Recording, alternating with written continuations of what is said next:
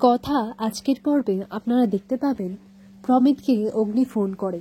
অগ্নি phone করে প্রমিতকে বলে, কি রে প্রমিত, তুই আমার সামনে সেদিনকে প্রমিত শর্মার নামটা কি এমনি এমনি বলেছিলিস? তখন প্রমিত বলে, এতদিনে তুই আমাকে চিনতে পারলি তাই তো? এরপর অগ্নি বলে, না আমি তো তোকে চিনতেই পারলাম না, যদি না হয় আমি তোর প্রোফাইলে ওই ছোটবেলার ছবিটা দেখতাম আর তুই আমাকে চিনতিস। তখন প্রমিত বলে, হ্যাঁ, কিন্তু আমি এটাই অপেক্ষা করছিলাম যে তুই আমাকে চিনিস কিনা, পাক্কা তুই 2 দিন লাগিয়ে দিলি। এইদিকে মান্ডবী একজন অ্যাডভোকেটকে বলে যে এখন আপনারা ওই গুহ ফার্মাসিউটিক্যালস বিরুদ্ধে আপনারা কেস করবেন, ওদের যেন হাড়ি ঘুটি সবকিছুই যেন বিক্রি করতে হয়। মান্ডবী সবাইকে তাদের কাজ মতো টাকা দিয়ে দেয়। এরপর সেই অ্যাডভোকেট বলে, আপনি চিন্তা করবেন না ম্যাডাম, কাজটা হয়ে যাবে। এরপর এইদিকে কথার ডান চোখটা লাফাচ্ছে। এরপর কথা এটাই মনে মনে ভাবতে লাগে, তাহলে কি এটা আরো অনেক দৌড় গড়াবে। বাইরে বসে কর্তা দাদু টিভিতে সেই নিউজটা দেখছিল। তখনই হঠাৎ করে দেখা যায় যে লেটার নিয়ে গুহবাড়িতে আসে। এরপর অগ্নি বলে, আমি দেখছি। তখন সেই অগ্নি কোর্ট থেকে যে চিঠি এসেছে সেই চিঠিটা সবাইকে পড়িয়ে শোনায়। বলে যে এতে লেখা আছে যে আমাদের সুস্থ টনিকের বিরুদ্ধে যারা মামলা করেছে তাদের দৃষ্টিশক্তি হারিয়েছে, যারা এই দৃষ্টিশক্তি হারিয়েছে তাদের হয়ে এই মামলাটা করা হয়েছে। এই কথাটা শুনে কর্তা দাদু বলে, এটা ভুল, সবার উপর যেমন বাজ ভেঙে পড়ে। কথা বলে, এমন সময় আমরা বাইরের কাউকে বিশ্বাস করতে পারবো না, যদি অর্ণা আমাদের হয়ে কেসটা লড়ে তাহলে আমরা ভরসা পাবো। এভি বলে, তুই তো কথাটা ভালো বলেছিস। এরপর এভি অর্ণাকে বলে, তুই তো লটা পড়েছিস, তাহলে তুই আমাদের হয়ে কেসটা লড়।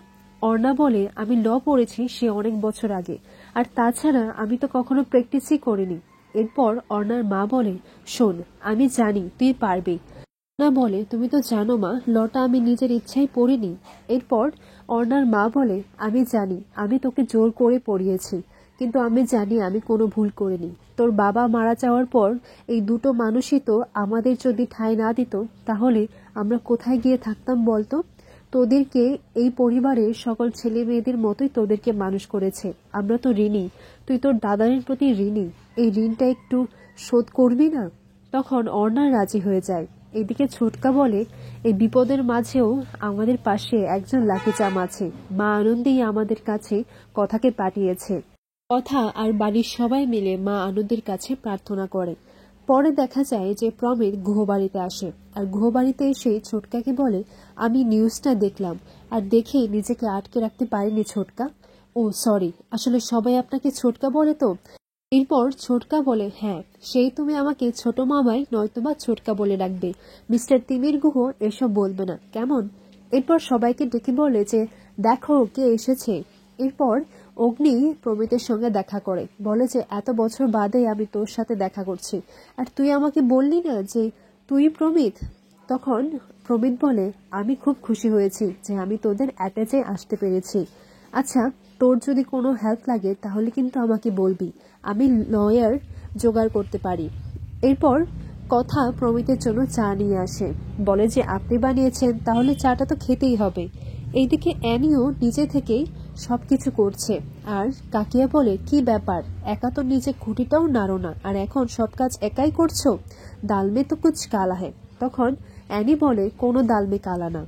একটু পরে দেখা যায় প্রমিতের ফোনে একটা রিংটোন বাজে, আর এটা শুনে বলে যে এটা আপনার রিংটোন, এটা তো আমারও ফেভারিট, আমার আর আপনার ফেভারিট কেমন মিলে যাচ্ছে।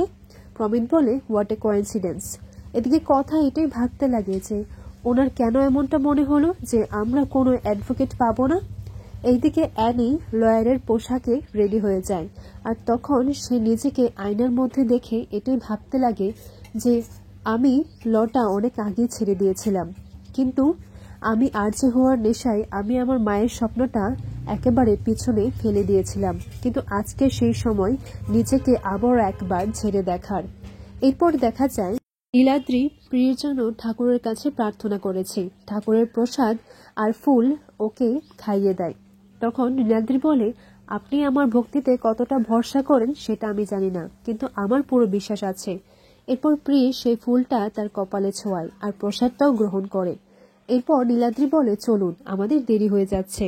আর প্রিয় নীলাদ্রির দিকেই তাকিয়ে থাকে। আগামী পর্বে দেখা যায় কিছু গুন্ডা লাগিয়ে প্রমিত বলে, যা ওদের কোর্টে যাওয়াটা আটকে দে। তখনই কিছু লোক এসে কর্তা দাদুর গালে কালি মাখিয়ে দেয়।